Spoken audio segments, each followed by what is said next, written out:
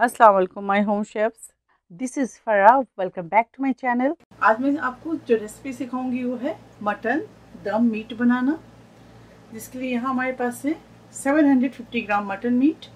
इसके अंदर डालेंगे पपाया, पके हों या कच्चे हों जो भी आपके पास है पपाया ले लें। तो इस तरह से मिक्स कर लेंगे।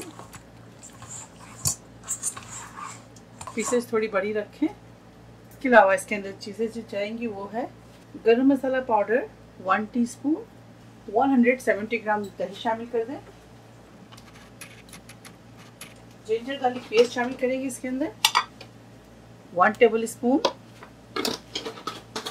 जायफल जावित्री पाउडर शामिल करेंगे इसके अंदर, हाफ टी स्पून टूटी मिर्च शामिल करेंगे इसके अंदर, 1 टीस्पून लेमन शामिल करेंगे इसके अंदर, तकरीबन 1 टेबल स्पून ब्लैक पेपर शामिल करेंगे इसके अंदर, हाफ टी स्पून कश्मीरी मिर्च शामिल करेंगे इसके अंदर, 1 टीस्पून रेड चिली पाउडर शामिल करेंगे इसके अंदर, 1 टीस्पून।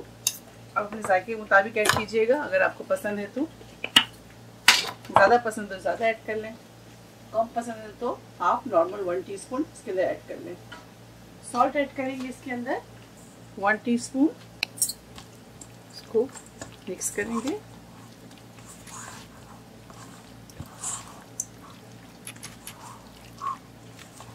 पपाया लगा के पहले आप 2 घंटे के लिए छोड़ दें। मैं अभी आपको दिखा दी, फ़ौरन मसाले इसके अंदर ऐड कर दी, लेकिन आप क्या कीजिएगा, पहले आप पपाया लगा के 2 घंटे के लिए छोड़ दें।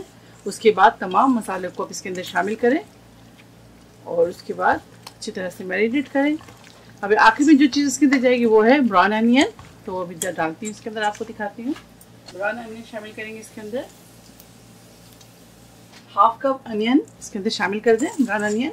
अब इसके अंदर शामिल करेंगे ऑयल, अनियन ब्राउन किया है उसी के ऑयल इसके अंदर शामिल करें, तकरीबन हाफ कप ऑयल शामिल करेंगे इसके अंदर। तो अब अच्छी तरह से और एक दफ़ा मिक्स करेंगे। तो ये देखिए मटन को हम लोगों ने बहुत अच्छी तरह से मैरिनेट कर लिया। अब इसे कवर करके रखेंगे ओवरनाइट और इसे फिर कल इंशाल्लाह कुक करेंगे और आपको दिखाते हैं। पहले 1 घंटा बाहर रखें, उसके बाद इसे फ्रिज में रखें। तो चले कल कुक करके दिखाते हैं। यानी कि हंडिया में दम पे पकाऊंगे और मोटे तले के हंडिया ले आप। अब इसके अंदर ये मटन बिस्मिल्लाह डालेंगे।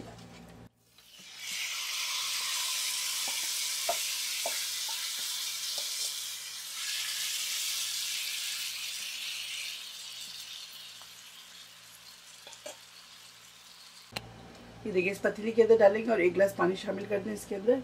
कोई मोटे तले की पतीली लीजिएगा जिस तरह मेरे पास है। तो इसके अंदर एक मटन डाल दें, ऑयल वगैरह डालने की कोई ज़रूरत नहीं, पहले से ऑयल पहले ही शामिल कर दिया है। तो अब इसके ऊपर लिड लगाएंगे और इसको मीडियम फ्लेम पर कुक करेंगे जब तक हमारा मीट गल ना जाए, तब तक हम इसे कुक करेंगे।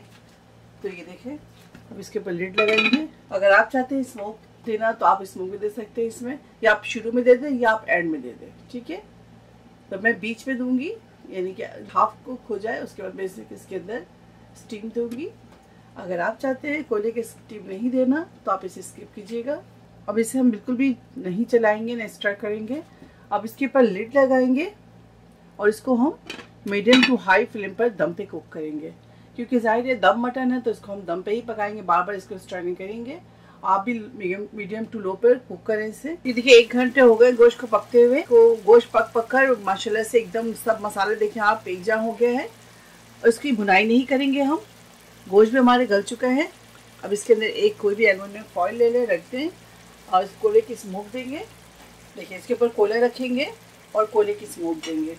गोश्त को इतना पकाएं कि गोश्त बिल्कुल गल जाए, और घंटा लगे तो अभी पकाएं, 1 घंटा 10 मिनट भी दे सकते हैं आप, कोई मसला नहीं है। जब तक आपके मसाले गलना हो जाए और गोश्त हमारे गल ना जाए तब तक आपने इसको कुक करते रहना है।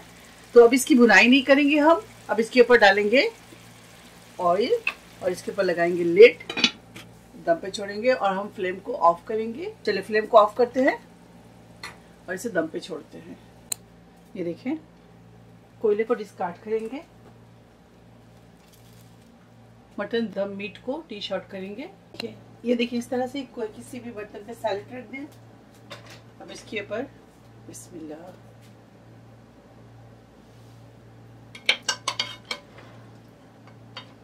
मसाले ना डालें, थोड़ी बहुत मसाले जो है उसे आप बचा लें, साइडों में रख दें। किसी भी सर्विंग बाउल में अब मसाले को डालें और पराठे के साथ, चपाती के साथ